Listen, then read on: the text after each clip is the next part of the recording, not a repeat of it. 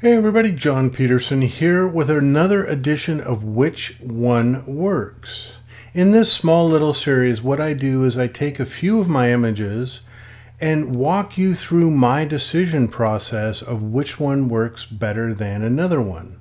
Oftentimes the differences are really small, but that's the thing. The devil is in the details with this stuff. And so what I'm doing here in this series is helping you see some of the details that I see to take a good image and make it great, or select the great image out of the various contenders that I might have from a given location. So which one works? This is episode 12, and let's dive into the 3 different sets of images that I have to look at with you today. Okay, here we are in the first set of images that I have, and this was taken recently in Iceland. I did a workshop there in January, and we were shooting mountains this one morning, and what really attracted me to this scene was the warm golden light on the face of this mountain against the bluish, darker background. Blue and gold. We love blue and gold. So here's the first photograph that I took. And I like this, my attention is really focused right here in the middle. But when I started to look at this scene, what really caught my eye was this edge of sky that's up in the upper left-hand corner of the image.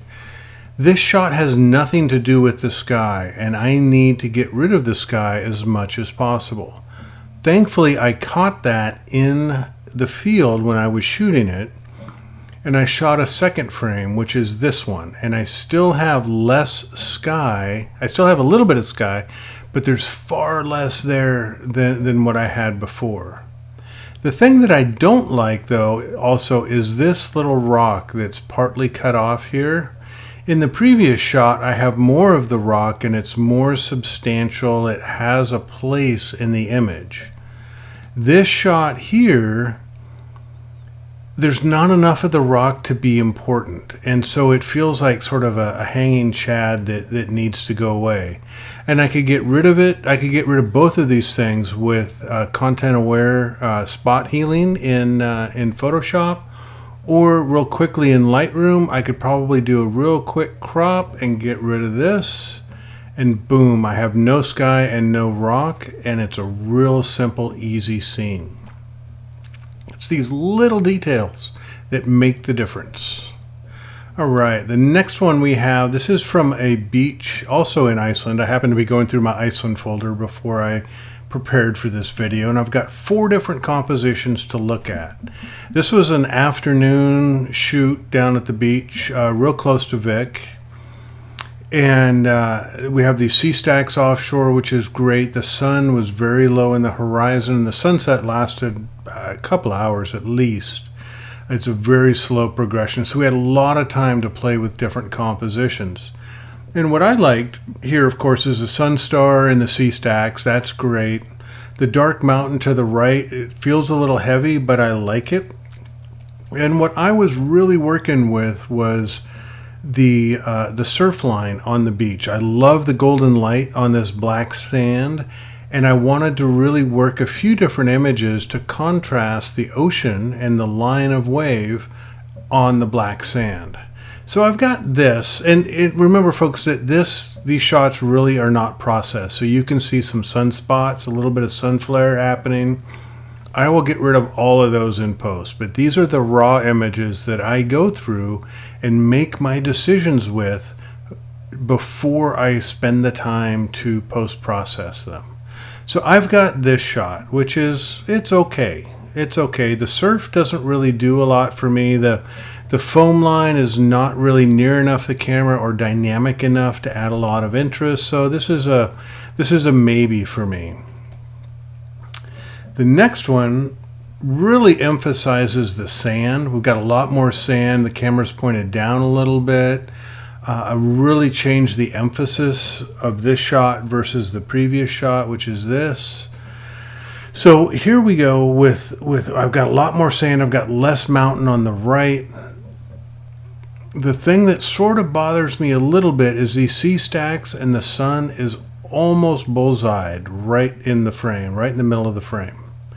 I think the middle of the frame's about right here, and this thing is very close to the center line of the frame, so it doesn't really do a lot for me.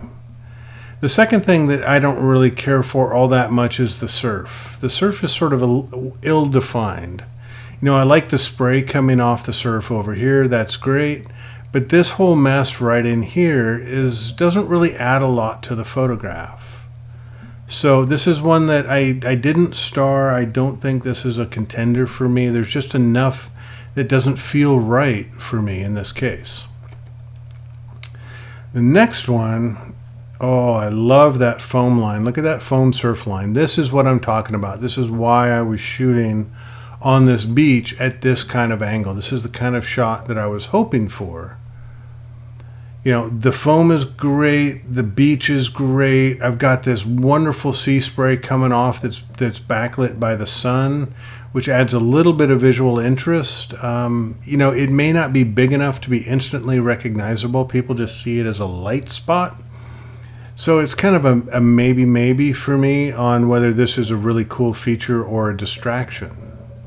The thing that bothers me the most, though, is this group, the sea stacks and the sun star, are so close to the left-hand side of the frame, they don't play a prominent role in the photograph, even though we know that the sea stacks and the sun star should be more prominent in the photograph. Psychologically, we know that those things should be important, but the way I've composed this, it kind of relegates the leading actors, to sort of a bit part on the side of the frame, and this is kind of the leading actor right now, this sea foam, because of the way I've angled my camera and positioned everything in the composition. So, this is a maybe. It's a different story than what I was originally going after, but this is a maybe. It might work. This is the one that I've settled on that I think works the best. I've got a great foam line here. I don't have a lot of messy surf. I've got a lot of really nice black sand.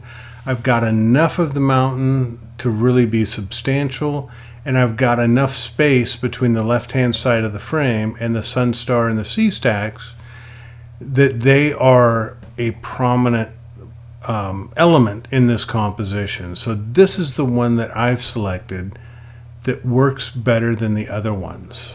Now, granted, I've got 100 other shots from this very location that I took, but I wanted to just pull these 4 out to show you, just to highlight some of the decision and the details that I look for when I'm shooting stuff like this, and then evaluating those images for post-processing when I get home. All right, so the last one I have for you is sea stars or starfish on the Oregon coast. I've got 5, 6 different images to look at, and I want you to kind of form your own opinion. Here's the first one. I've got a great starfish, and I've got these great barnacles. I like it, looks great. The thing that bothers me, though, is I've got all this rock up here in the upper left. This really doesn't add to the frame. It doesn't necessarily distract, but it doesn't add to the strength of the composition. So I'm not sure this is one that works. The next one is barnacles and a little bit of the starfish. In a shot like this, the subject is the starfish and the barnacles. In a shot like this, the subject is the barnacles, and maybe somebody's going to be able to figure out that that's a starfish, but I can't guarantee it because there's not enough information about the animal there to really inform people what it is that they're looking at. So this is a really cool barnacle shot with some purple something or other in it, but it's not the starfish and the barnacles, which is why I positioned myself and tried to shoot this shot. So moving on quickly, I've got this shot, which is great. I've got almost all of this animal, and I've got a second purple starfish down here. So I've got 2 starfish and the barnacles, which is kind of cool. I've still got this big expanse of rock up here, and I'm starting to see a little rock down here at the lower right. So I'm like, I'm not too sure about that. So let's refine this composition a little bit.